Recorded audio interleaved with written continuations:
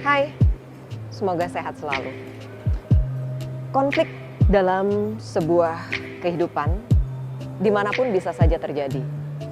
Kalau Anda mengalami konflik baik di tempat pekerjaan, di lingkungan, di organisasi, atau dimanapun Anda berada, bagaimana mengatasinya? Konflik bisa terjadi ketika menimbulkan suatu masalah dan mengganggu kehidupan pribadi Anda, mengganggu secara psikologis, mengganggu hubungan Anda dengan orang lain, dan bisa memicu emosional dan bisa memicu perselisihan. Konflik tersebut apakah harus dibiarkan? Tentu tidak. Harus bagaimana?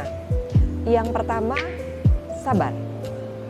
Sampai kapan saya sabar sementara ini berlanjut dan saya merasa tertekan, depresi, stres, merasa terhina, merasa dilecehkan, merasa direndahkan, dan semua Anda rasakan cukup membuat Anda menjadi sangat tidak nyaman.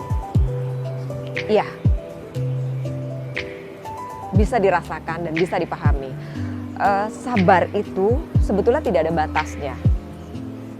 Saran saya, cobalah Anda melakukan yang terbaik, evaluasi diri sendiri, introspeksi diri. Apakah ketika konflik ini terjadi karena sikap kita yang memang ternyata tidak berkenan di lingkungan kita?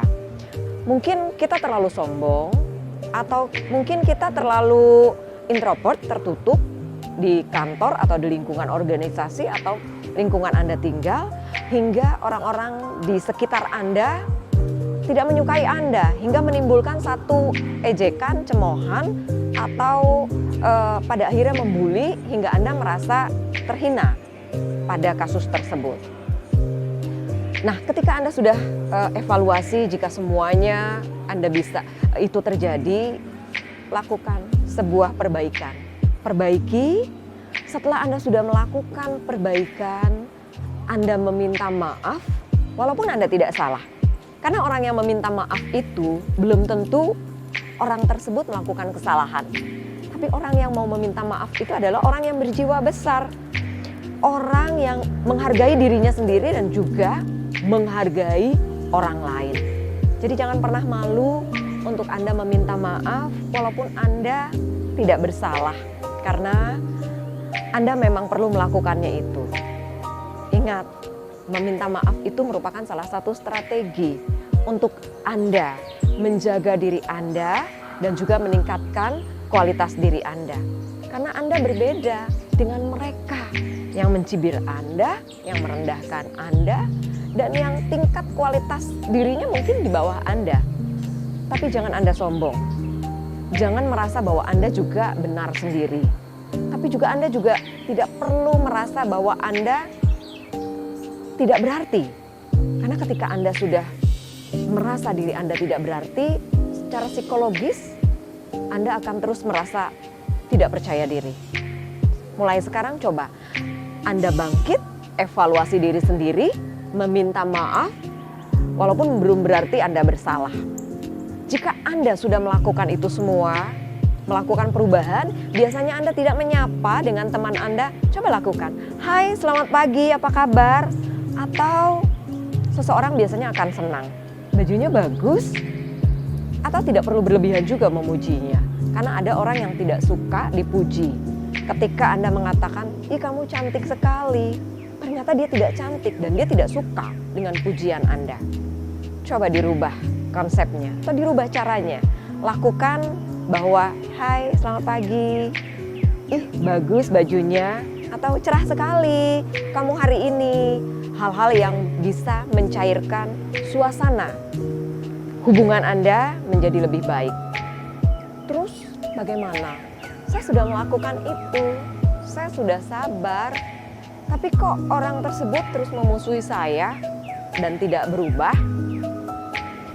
Kalau memang itu sudah Anda lakukan semaksimal mungkin, orang tersebut tidak berubah juga, bahkan menjalar kepada lingkungan teman-teman, akhirnya juga black image atau berpikir negatif tentang Anda karena terpengaruh oleh seseorang, Anda harus berpikir ulang. Berarti orang itu mungkin tidak suka dengan Anda. Ketika seseorang tidak suka dengan orang lain, itu hak mereka. Kita tidak bisa memaksa untuk dia menyukai kita, untuk dia menyukai Anda. Tidak bisa. Terus bagaimana? Anda harus melakukan satu perubahan. Mungkin jika memang sudah tidak ada cara lain, pada satu lingkungan, cobalah Anda berpindah ke lingkungan yang lain. Ketika pada zaman Nabi ada satu cerita, hijrah namanya, dari satu tempat ke tempat lain untuk mendapatkan satu perubahan yang terbaik. Kalau memang Anda perlu melakukan itu, harus berhijrah, harus pindah dari lingkungan yang kurang baik ke lingkungan yang lebih baik, kenapa tidak? Lalu bagaimana agar orang tersebut menyukai saya? Tapi saya sudah melakukan berbagai cara, ternyata orang tersebut tetap tidak berubah dan tidak menyukai. Lakukan satu perubahan. Jika memang Anda harus berpindah dari kantor tersebut, organisasi tersebut, atau lingkungan tersebut dimanapun Anda berada yang Anda merasa tidak nyaman dan merasa tidak dihargai, pindahlah kepada satu lingkungan yang bisa menerima Anda, bisa menghargai Anda, dan Anda bisa mengaktualisasi diri Anda. Karena ketika Anda berada pada satu lingkungan yang tidak menghargai Anda mungkin tidak akan berkembang dan Anda tidak percaya diri. Jadi, lakukan satu perubahan di mana Anda bisa melakukan hal yang terbaik setelah Anda melakukan semua proses-proses tadi. Pilihannya ada pada Anda. Apakah Anda harus terus bersabar di dalam sebuah penindasan, ataukah Anda berpindah pada satu tempat, pada satu wilayah di mana Anda akan menjadi lebih baik dan Anda bisa merasakan satu kenyamanan. Silahkan Anda tentukan sendiri, karena apapun yang Anda lakukan, cobalah dengan suara hati Anda. Dan lakukan sesuai pilihan, tapi ingat, jangan lupa pikirkan dan pikirkan lagi. Karena hidup itu adalah sebuah pilihan.